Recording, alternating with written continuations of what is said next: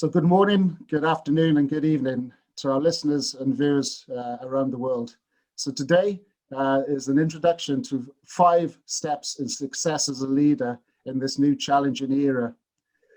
In conversation is myself, Paul Northey, industry leader with 30 years experience and entrepreneur, and Peter Coxon, consultant in organization and development psychology, and founder of and MD of 1.3 Leadership Development.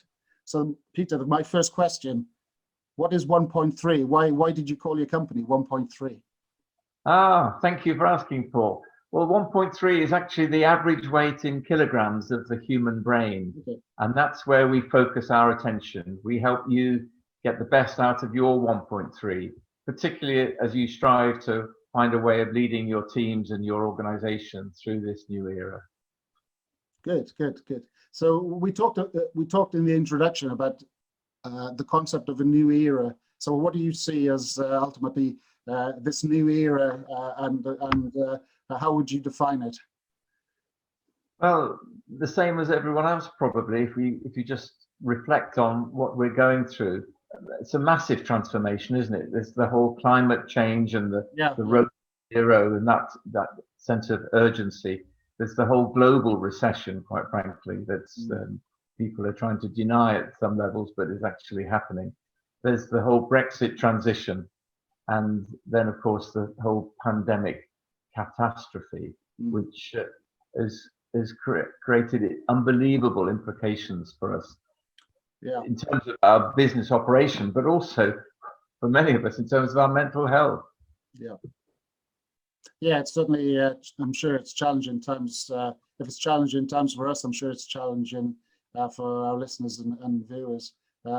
You mentioned climate change, which is always the pervasive thing that's in the background, which maybe people park to one side, but I think sustainability is also going to be a critical aspect of leadership in the future. And I think this is going to be a topic which will grow and grow. So what do you see as the challenges that leaders have to overcome moving forward? Well, so it's already been a time of extraordinary upheaval, and many leaders have had to react so quickly and to such enormous and unprecedented challenges that they've had no experience of. And a number of people are already talking about the imposter syndrome.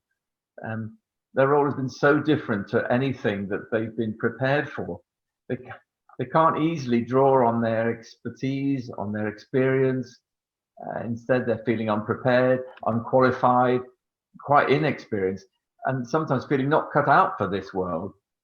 How can I lead when I don't know which way is forward, which way is up? I don't know what to do for the best. Yeah, so what guidance and what topics do you think people in leadership positions, or people who are, let's say, aspire to leadership positions, what are the critical things they should really focus on? Well, one of the things that's coming out in all the literature, of course, is the need to be agile in reacting to all these imposed changes, needing to rethink and to ask people within the organization, but also outside, how can we best solve this? How can we best work together? How can I manage and lead remotely for many people, as you know? Increasingly, we've got hybrid teams, people working at home, some people working at work, some people doing 50-50, some people coming into work for just one day a week.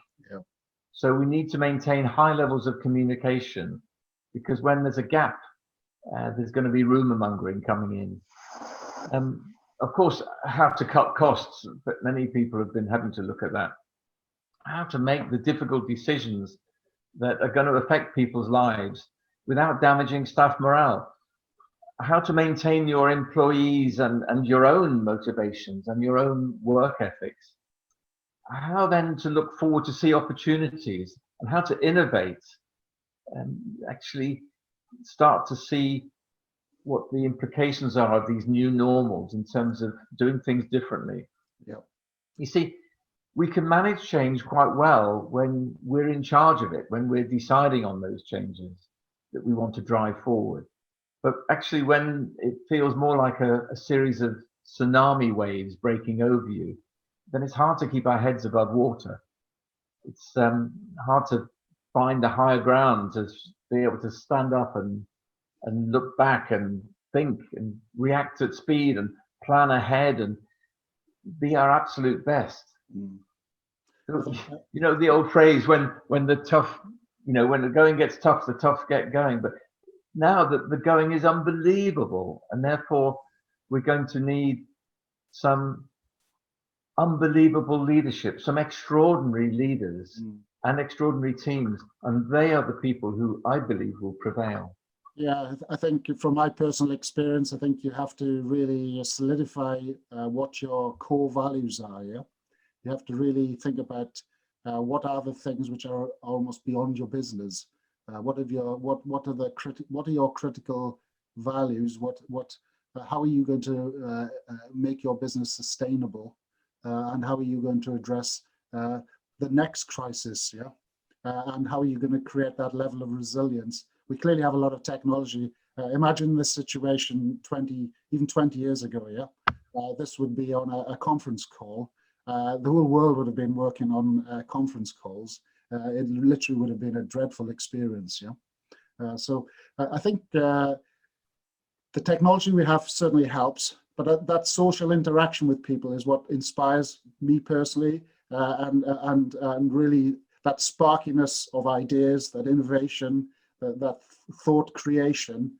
Yes, you can have that bathtub moment on the light bulb, but it's often created by that dynamic between people. Yeah. And I think this is going to be one of the key challenges moving forward. Yeah. Well, you're absolutely right, Paul.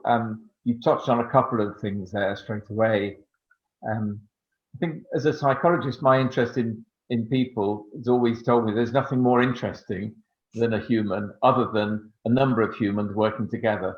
There's nothing more complex either. No. But it beats any of my computer friends' views of what goes on in IT. Yeah. So yes, we need to look at ourselves first of all, our values, what we stand for, and then how do we best interact with others? Yeah. Two greatest challenges, you might argue. Yeah. But what I would like to do, Paul, over these podcasts is certainly offer my own views from my work with so many different people around the world for far too long, I'm afraid to say. I also want to draw on some of the research and the current literature. Yeah. And I'll ask you, the listeners, if you like, questions that might help you consider your own situation. And I'll invite you to send us messages yourselves with your own challenges, your views, your solutions. And we'd like to share some of those later along the way, and maybe have some interactive discussions with you as well. Yeah, that would be excellent. I think Okay. if we can build let's say a community that engages and discusses with us and utilizes both of our experiences, I think we can make a positive difference. So in conclusion, Peter, we talked about 5 steps. So what are the 5 steps, and ultimately this will be the agenda of the podcasts and the YouTube videos over the next coming weeks. Yes, indeed. So I'll quickly throw in my only clean psychologist joke, which is, how many psychologists does it take to change a light bulb? Which the answer is only one, but the light bulb's got to want to change. So as we look at this, I will ask questions. Another role of a psychologist is to ask good questions without knowing the answer. So I'm not going to be full of just tips and advice all the time, because each situation is different. But I will try and ask some stimulating questions to get people to think. So have a notepad, note down some of the questions, and then later on work them through yourself and with your own team. In conclusion, Peter, what do you see as the 5 critical steps for leadership in this challenging modern era?